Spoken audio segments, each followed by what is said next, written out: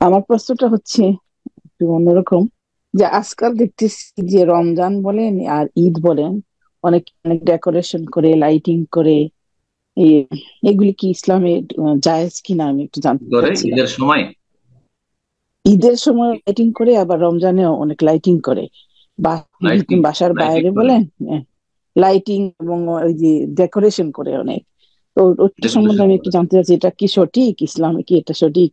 যে এরা দুনিয়াদার, একটু দুনিয়া করে। এরা তার ইবাদত বন্দি করে না। লাইটিং করা কোনো ইবাদত নয়। পয়সা আছে, খরচ করে, অপচয় করে। এদেরকে বলেন যে এই পয়সাটা দান সাদকা করুক, নেকির কাজ হবে, জাহান্নাম থেকে বাঁচার ব্যবস্থা হবে।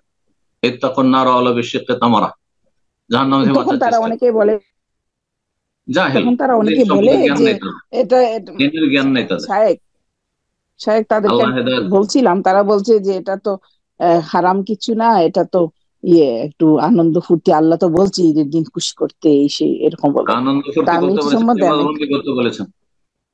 আনন্দ ফুর্তি হচ্ছে গরিবকে খেতে দাও, ওতে আনন্দ পাবে।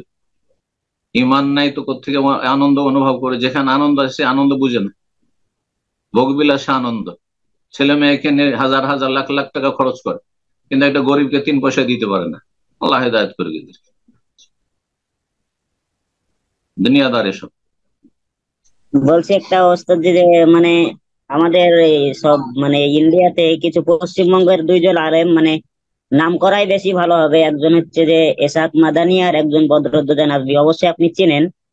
তো ওরা কিছু কিছু বিষয় নিয়ে বিশেষ করে মানে আলা আহলে হাদিস সালাফিয়াত মানহাজুস সালাফ এইসব বিষয় নিয়ে মানে অনেক বিভ্রান্ত ছড়াচ্ছে লোকেদেরকে, অনেক বিভ্রান্ত। যেমন ইসহাক মাদানী একটা আয়াত ফিট করেছে যে আন আকিমুস দিনা ওয়ালা তাতাফাররাকু, মানে সূরার 13 নম্বর আয়াত, যে তোমরা দিন ধর্ম কায়েমে ফিরকা ফিরকায় ভাগ হয়ে যেও না, দিন ধর্ম কায়েম করো, ফিরকা ফিরকা হয়েও না, এইসব ব্যাপারে। তারপরে প্রশ্ন নাজমি কি? সাহেব প্রশ্ন বলছে, সংক্ষেপে, সংক্ষেপে, সংক্ষেপে প্রশ্ন।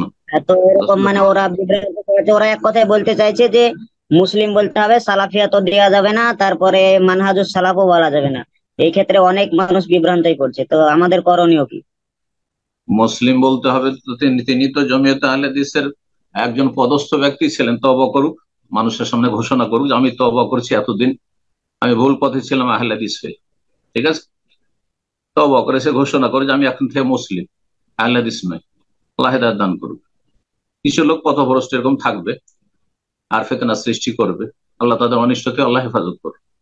জাযাকুমুল্লাহ খাইর।